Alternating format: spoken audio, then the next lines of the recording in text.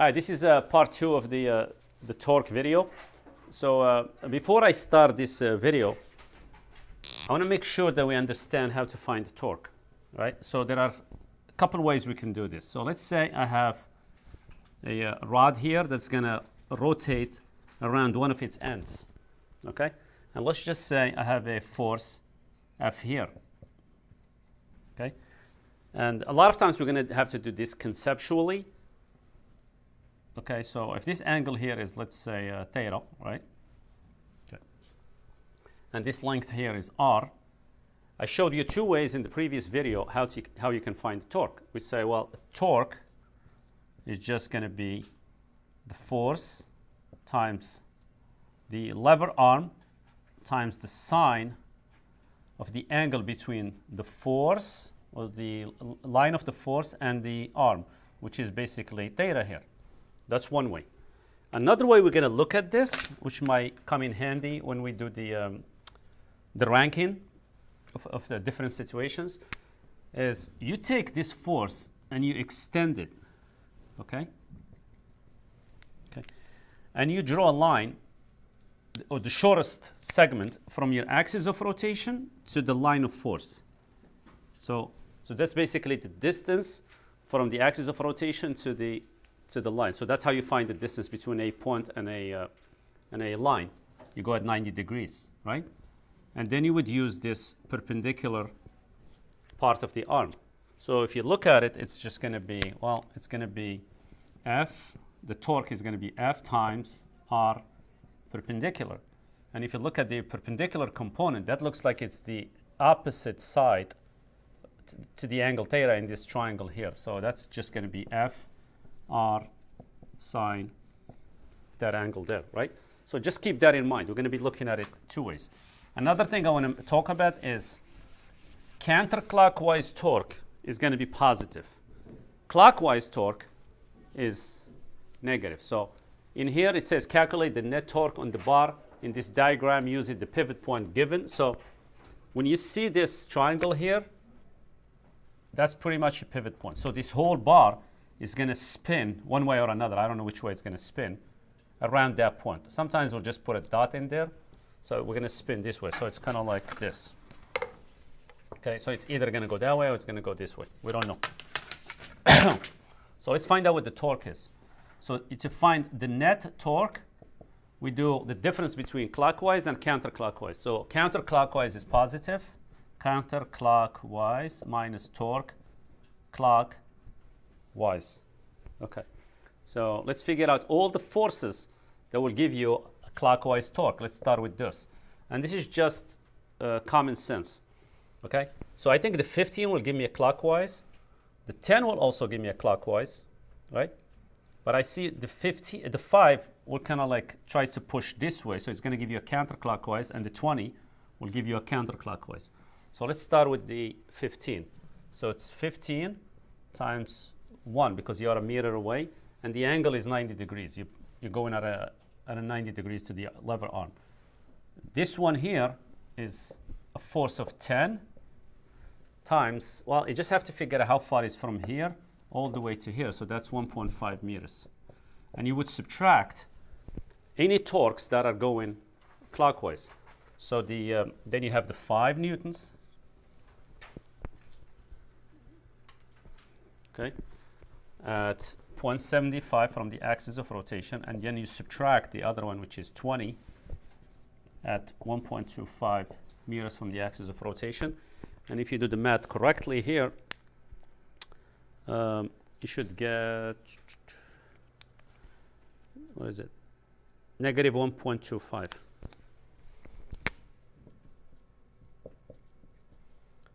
Newtons times meters, okay? Actually, the 5 and the 20 are counterclockwise, so those are the ones that are positive. Yeah, these two should be negative, sorry. Okay, so if the net torque is negative, it means you're going clockwise. Yeah, so anything counterclockwise is positive.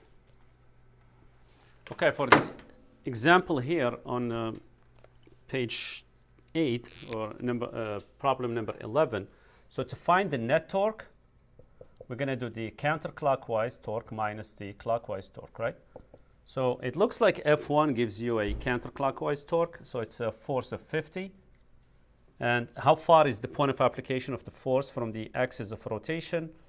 That looks like it's about 0.3 meters. And it's doing it at an angle of 90 degrees, which means you're going to get maximum torque. Okay. Minus the other force is 50, and it's 0.5 meters away. Now, we're going to have to do the sine of some angle, right? So you have to do the angle between the lever arm and the force. So you can do either this angle, which is 120, or you can do the 60. I'll leave that up to you. So I'm going to go with 60. And if you do the math correctly here, you should get negative 6.65 newtons times meters, which means in this case, you go in counterclockwise. Clockwise. Counterclockwise is positive. Okay. Okay.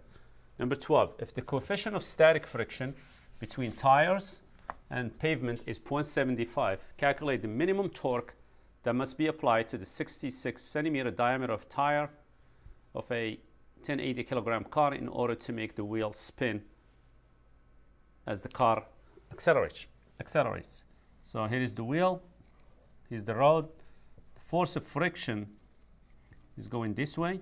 See, without friction, you cannot spin. We'll talk about this more in details later, because that's what's giving you the torque. So I think we can say that the torque is the force of friction times the radius of this wheel, and it's acting at a 90-degree angle, so we're going to leave it alone. So FF is mu Fn, which is mg times r. But here, you only have to take 1/4 of the mass, because you have 4 tires supporting the car. So I think if you do the math correctly here, we should get 668.25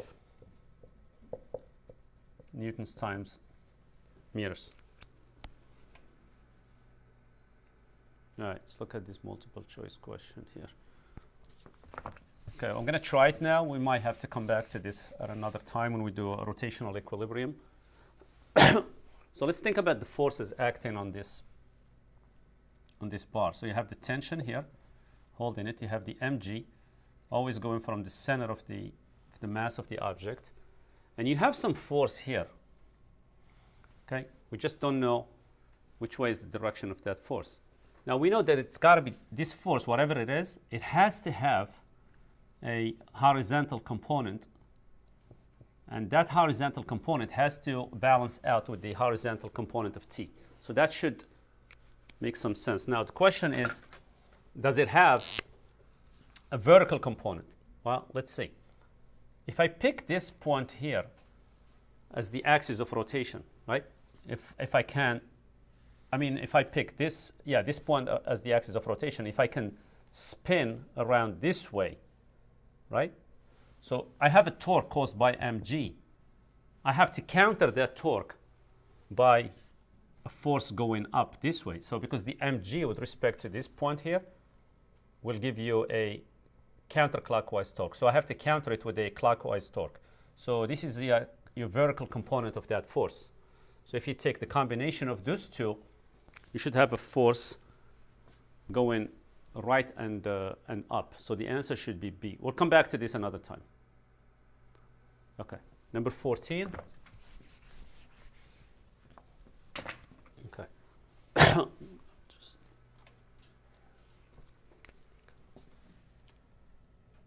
All right, so we're trying to find the torque here. Okay, so it's going to be the force, which is, I think, is given 720 times the distance, okay, which is 3.5 sine, which is basically this distance here, 3.5, okay, sine of the angle between the force and the arm, which is that angle there, which is 40 degrees. okay? And the answer should be around 16.20. So the answer should be B.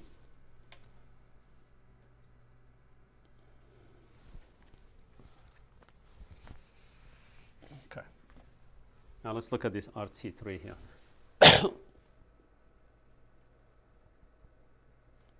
Okay, so trying to figure out if it's going to rotate clockwise or counterclockwise.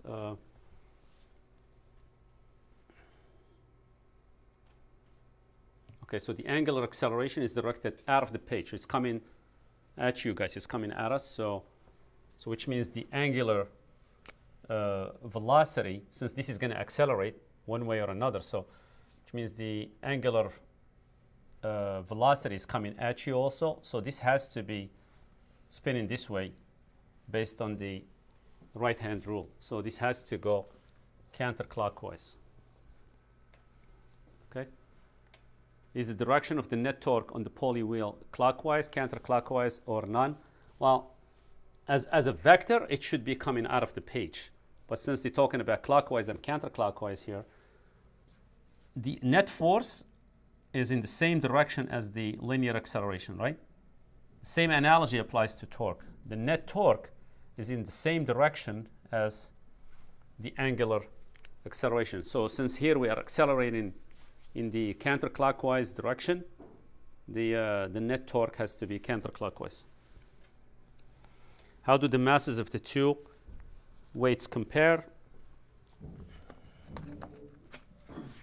So if I label these two as A and B, I guess the torque by A is greater than the torque by B. Okay, for RT3, we have two pulleys with different radii. Okay, so, oops. Okay. All right, so we're trying to figure out whether this is going to go clockwise, counterclockwise, or not. So we know that when you release this thing, it's going to accelerate somehow, right? So it says that the acceleration is coming out of the page. If it's accelerating and the acceleration is coming out of the page, or they say in counterclockwise, the wheel has to rotate counterclockwise, obviously. I mean, they even say that. Okay, so it's speeding up. Okay, so acceleration is coming out of the page, so the velocity has to be in the same direction as the acceleration, so we have to be going counterclockwise. Is the direction of the net torque on the pulley clockwise, counterclockwise, or none? Well, if we go back to F net equals ma, F net and A have the same direction. The same thing applies here. Same analogy. Net torque and alpha have the same direction. So the net torque will be also counterclockwise. And the last question is, how do the two masses compare? Well, if it's going counterclockwise, it means that the torque by A is greater than the torque by B. The torque by A is the mass of A. I guess I can call this part A and this part B. G times A is greater than MBG times B. So the G's go away. So if B is greater than A, the mass of A has to be greater than the mass of B. Right? Okay, I think we can do it this way. MA over MB is greater than B over A. Okay? And B over A is greater than 1 because B is greater than A. So the mass of A has to be greater than the mass of B.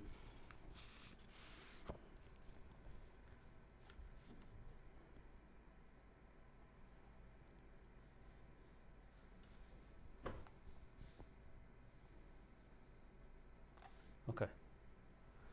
Now we're going to try to do these torque problems the quickest way possible. Okay. So just remember, any force that's going directly at the axis of rotation is going to have no torque. Okay. All right. Is the torque by F1 about point A? So you have to specify the axis of rotation. So if we do this, if this is point A where my left index is, F1 is going to make it, if you pull this way, it's going to make it go clockwise. Okay? How about point with respect to point B? I think the same thing. If you pull this way, it's going to make it go clockwise.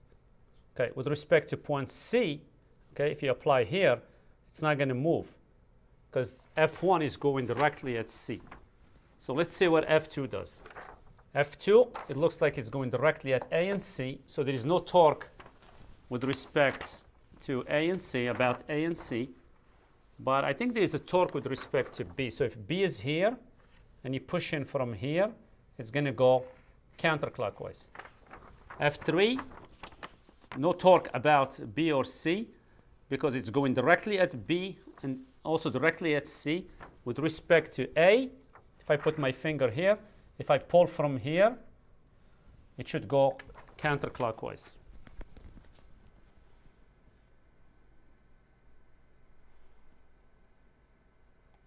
Okay.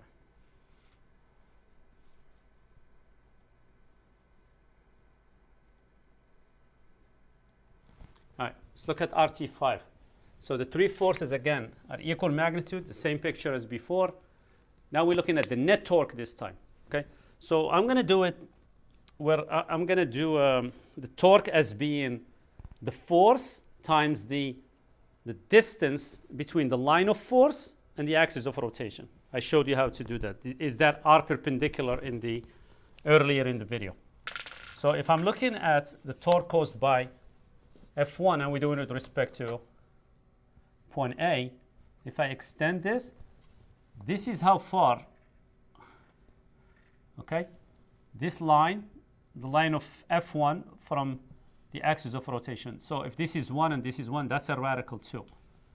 F2 is going directly at A, so no torque. F3, if you extend it, okay, is this far from the axis of rotation, which is a 1. So I think the line of F1 is further away. So F1 gives you a clockwise torque. F3 gives you a counterclockwise, but the clockwise is bigger because this distance here is bigger. So this has to go clockwise. Okay. Now, how about with respect to point B? Okay. If we do the same thing here, if we extend this line, okay, just slow down and do it right. This is how far you are from the axis of rotation. So this distance here is radical 2 over 2. Well, if you do the same thing here, if you extend this, okay, you are this far from the axis of rotation, which is at point B. That's also radical 2 over 2. Now, you can see clearly that with respect to B, F2 will make you go clockwise, and F1 will make you go counterclockwise. F2 will make you go counterclockwise. So it's going to spin you this way with respect to this point. And F1 will make you go clockwise, but they have the same magnitude of torque. So no torque, 0. With respect to point C, well, it will be 0 because all the three forces are directed at point C.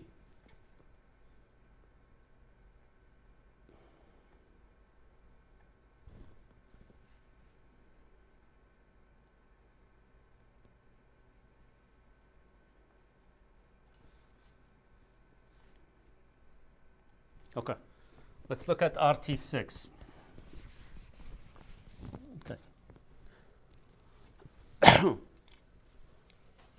There's a lot of ways you can do this. We can do it just like I did the previous problem, or you can do the FD sine theta. But I think here we can do this without much math.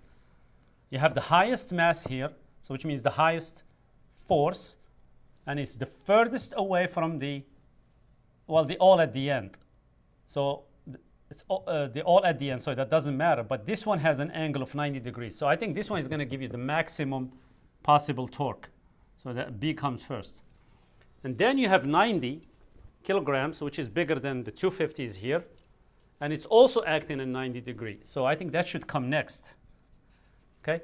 Now, for A, the torque done on A, in case A, is going to be mg right? Times L, which is the length of this, sine between this arm here and this force here. So that's 30 degrees. Sine of 30. You can do the same concept here. This is the arm, this is the force. You make an angle of 60. So this is just going to be mg times L sine of 60. Well, they all have the same mgl. Sine of 60 is bigger than sine of 30. So I think C has to come before A. Okay, let's look at the last one for this video. Okay. Two pulleys with different radii labeled A and B are attached to one another so that they rotate together. Each pulley has a string wrapped around it, blah, blah, blah. The pulleys are free to rotate about an axis through the center. So the axis of rotation is coming at you, it's going to the board.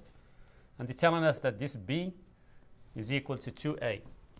A student describing this arrangement states, the larger mass is going to create a counterclockwise torque. That's true. It's going to make you spin this way, okay? And a smaller mass will create a clockwise. Well, that's going to make you spin this way, okay? The torque for each will be the weight times the radius, and since the radius for the larger pulley is double the radius for the small pulley, and the weight for the heavier mass is less than double the weight for the smaller one, the larger pulley is going to win. I think so. Let's look at the torque for, I guess we can call this A and B.